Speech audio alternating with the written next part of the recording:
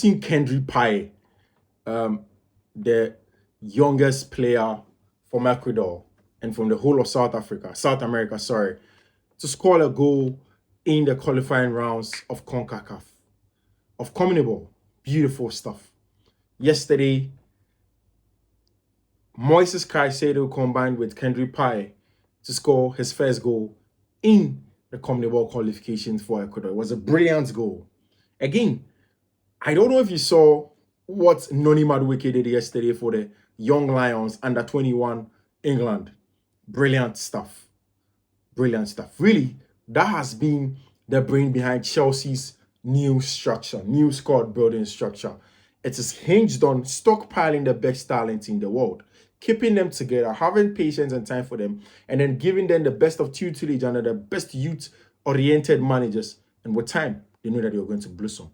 Thank you. This is Fiifi-Manfred on YouTube. Thank you very much. It's been just a couple of hours. But like I said, I always do miss you. I always want to bring you all the updates that you want, all the analysis, post pretty much football analysis, everything that you need to know. And today, it's no different. I'm bringing you a lot. So stick and stay at Fiifi-Manfred.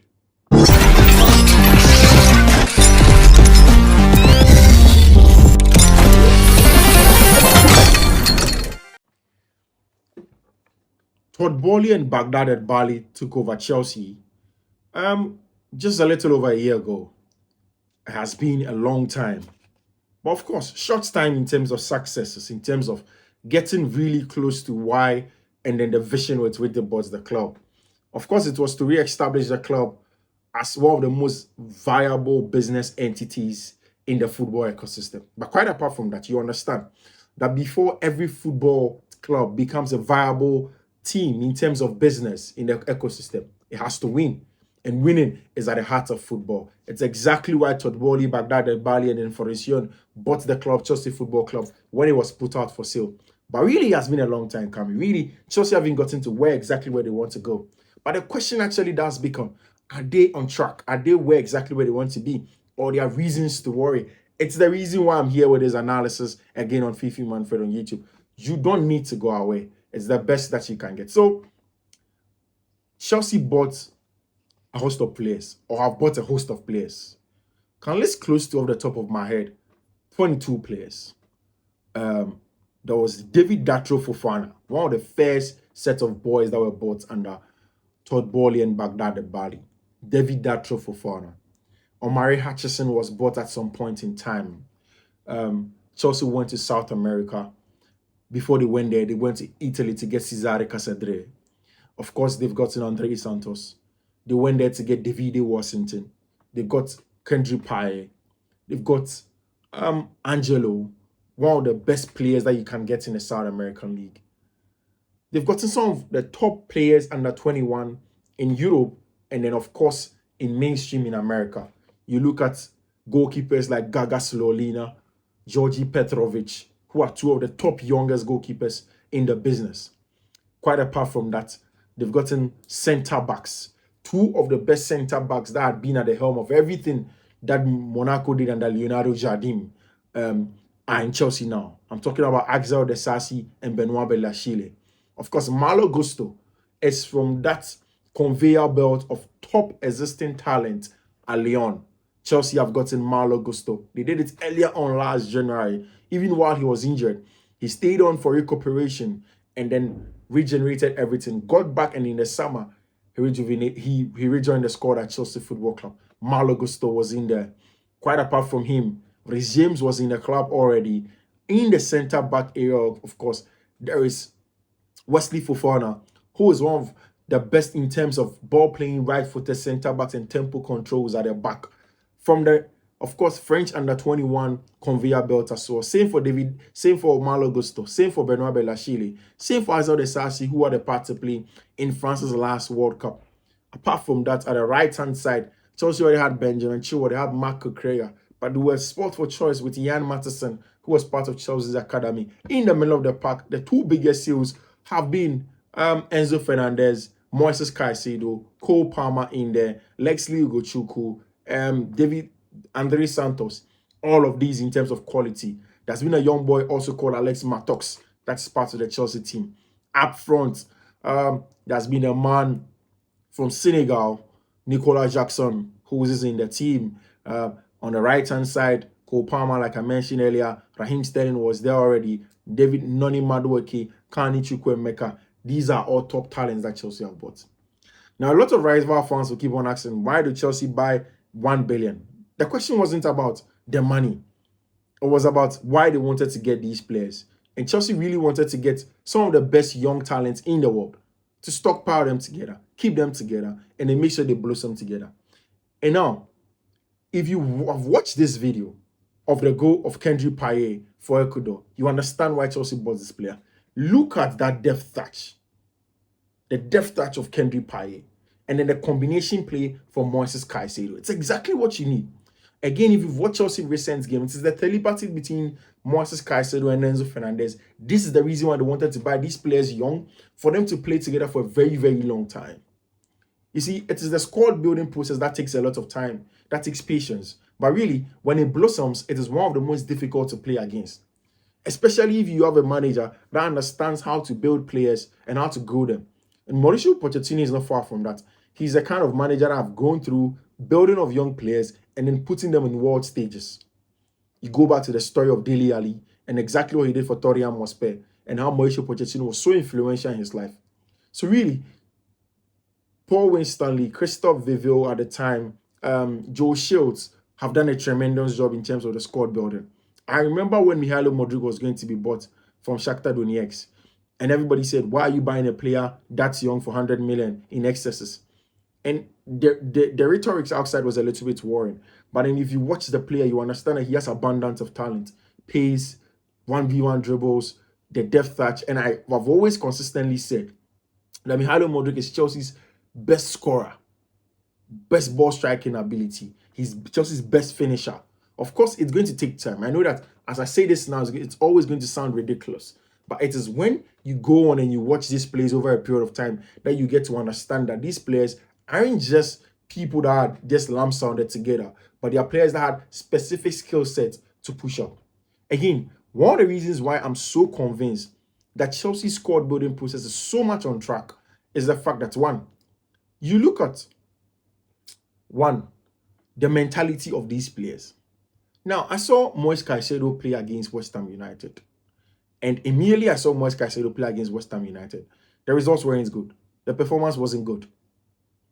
And everybody kept on asking, why is it that this boy doesn't look like the guy that was at Brighton? What is wrong with Chelsea Football Club? Now, post those games, he has kept his head down, patiently calmed down, and delivered left back center. He went to play against his old team, Brighton and Hove Albion, in the Stamford Bridge and bust that midfield. Baleba has been introduced by Roberto Di Zerbi, but really that midfield was controlled in as much as there was the likes of Solly March and the likes in the middle of the park. He did control the middle. Dawood tried to exert himself, but Moises Caicedo really was the man in the middle of the park. Enzo Fernandez, since he came to the club, if you listen to all his pre-match and post-match interviews, it speaks about somebody that has a lot of that calmness and level-headedness for a midfielder that would have to go far. And of course, these are things that you don't suffer to get from the South Americans. They have it. They are more patient. Look at the story of Luis Diaz and Darwin Nunez. They're able to keep their head on top of their shoulders, calm down and get the job done. So apart from the footballing abilities, apart from what you get on the field, apart from the very good human beings that you get solid mental monsters on the path for Chelsea Football Club. Again, I'll give you countless examples. Chelsea has honed regimes into a mental monster to push this team forward. It's the same for Conor Gallagher. You understand that Conor Gallagher has come under a lot of backlash from Chelsea in the social media, especially a lot of fans who do not understand the technical and then the tactical bits of the game.